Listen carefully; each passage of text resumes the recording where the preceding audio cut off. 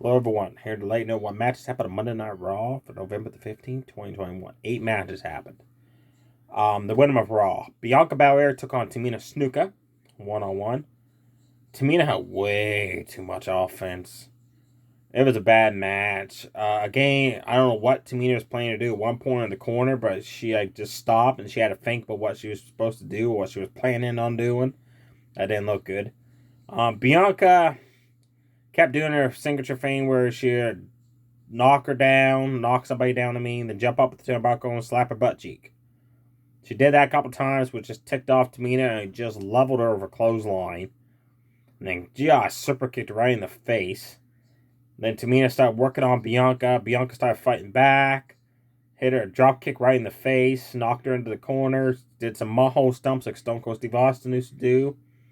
Then Tamina went for the Superfly Splash off the top rope, folks.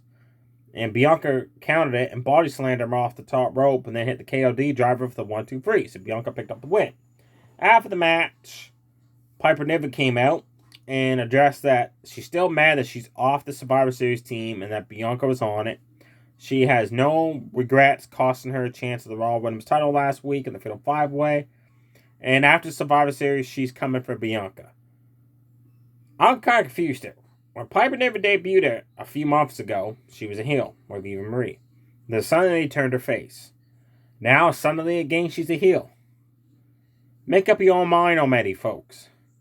That'll be backstage. Is she a face? Is she gonna be a heel? Because for turning her heel and face twice and then face a good time once within a matter of 4 or 5 months, that's not good. That means you guys don't know what you're thinking ahead of time.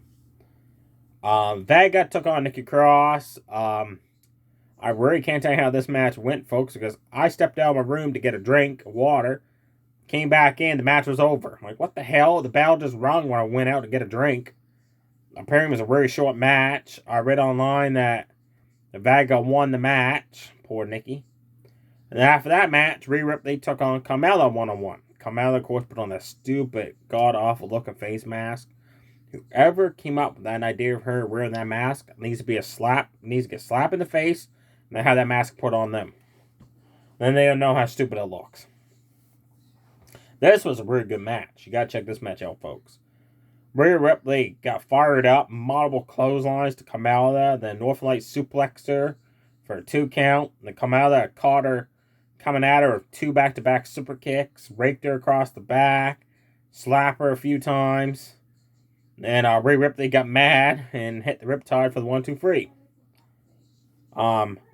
The Alpha Academy took on the Street Profits. I had a really good tag match. I enjoyed it. Again, Chad Gable 3 weeks in a row showcased how amazing he is. Otis, one point, took care of Montez Ford outside the ring, and I mean, he just steamrolled him into the barricade. That allowed Chad Gable to start working on Daniel Dawkins in the ring, applied a Boston Crab, couple German suplexes. Then he went for the moonsault and he missed. That allowed Montez Ford to get involved. He took care of Otis. And that allowed Daniel Dawkins to pin Chad Gable for the 1-2-3. If they're going to showcase you how good you are, like Chad Gable, they got to have the guy win a match. And Otis. Alpha Academy as a tag team don't have very many wins on the win-loss record there.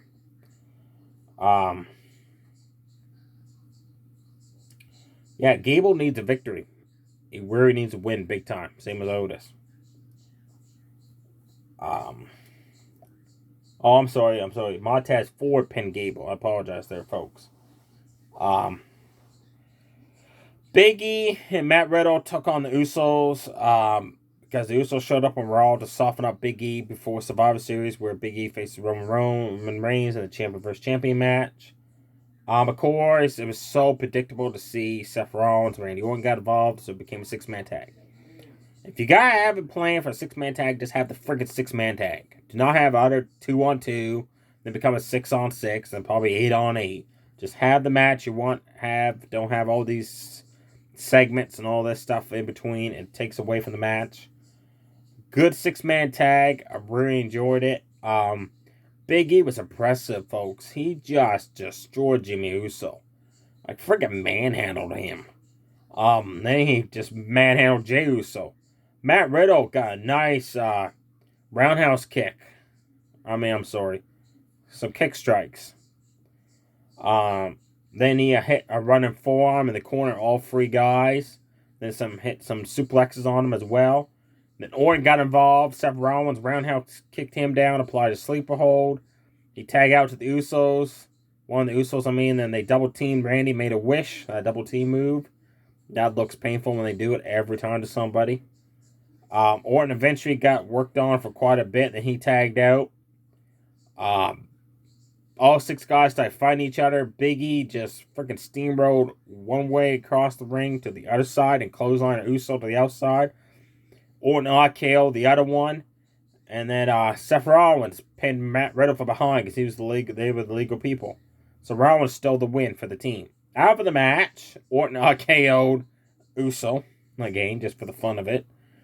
Then Big E grabbed a hold of Jey Uso, said, "Hey, got a message for you. Send to Roman Reigns Friday night." And they hit the big ending. And I love what Big E said before this match started. He said he's going to whoop Roman Reigns' ass like he stole something. That means Big E's coming to the Survivor Series to kick Roman's butt. I hope Big E wins. I hope Roman doesn't. Let me know below who you're rooting for that match, Big E or Roman Reigns, folks. Also on Raw, the Dirty Dogs took on AJ Styles and Omos.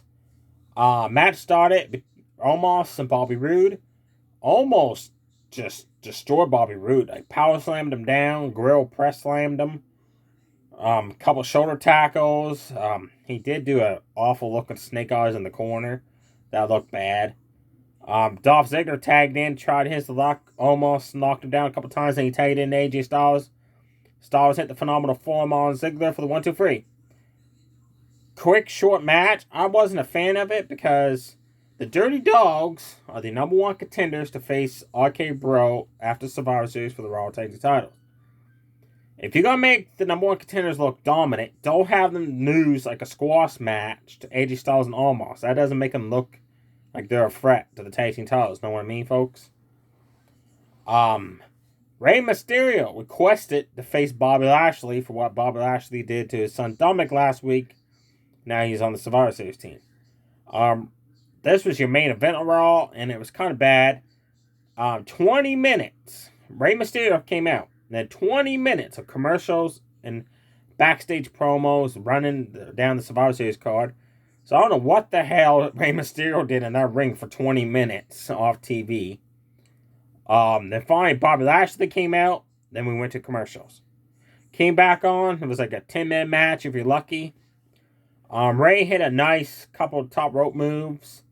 Couple elbow shots to Lashley. Then Lashley big boot him down. Then he grabbed a hold of Rey and just freaking tossed him to the outside. And Rey just went sliding and hit the ground like he does. Then Bobby Lashley grabbed a hold of him outside the ring and tossed him to the ring post. He worked on Rey Mysterio for quite a bit. Then Rey started fighting back. Sent Lashley into the ring post. Then he hit 2 back-to-back 619s. But Bobby Lashley kicked out of them. Then Bobby applied the Master Lock and won by submission. After the match, this was what's crazy. Adam Pearce came out and said Rey Mysterio doesn't look like he's in any shape to compete on Sunday, so he's off the Survivor Series team. And then Austin Theory ran out and hit the Tilt-A-Whirl TKO on Dominic and took a selfie. Then Adam Pearce came out and announced that Austin Theory is now on the Survivor Series team. Here's my issue with that. The last week on Raw, Adam Pearce said significantly out of his mouth that Team Raw would consist only of former WWE or Universal Champions. Austin Theory has only been an NXT North American champion. He's never once been a Universal WWE champion, so that whole concept, logic of why Adam Pearce picked that team makes no sense. There was no consistency from one week to this week. Now, match of the night. Finn Balor and Kevin Owens. These guys stole the show, folks. You gotta watch this match. They locked up. Owens hit a nice Swanton bomb off the top rope / cannonball maneuver. That was cool to see. He started working on Finn Balor's midsection quite a bit. Balor, reversed a powerbomb attempt into a dropkick, then a double stomp at the same time. Owens grabbed a hold of him at one point, had a nice turtle whirl side slam. Balor got some body shots on Owens. They took the action to the outside of the ring. Then they got started fighting back in the ring game. Owens kept going for the powerbomb, and Finn Balor kept countering it. Owens still one of Sheamus' moves, white noise, to try to get the win. Finn Balor started doing that signature sling blade, the running dropkick in the corner, to set up for the coup de grace. Owens grabbed a hold of Balor off the top rope, pulled him off, and had a stunner for the 1-2-3. Owens picked up the win. Owens really needed that win. So I guess Kevin Owens is a full blown heel now. I think Owens and Seth Rollins going to be able to work together now in Survivor Series. So there you have it, folks. Definitely check out Owens versus Finn Balor. Kamala versus Rhea Ripley. Alpha Academy versus Street Profits in the 6-man tag. They were good to watch. The other matches, you really didn't miss nothing. Let me know below who you think's going to win a Survivor Series with the matches coming up. Like Team Raw or Team SmackDown, the 5-on-5s. Stay safe, everybody. Too sweet. Bye.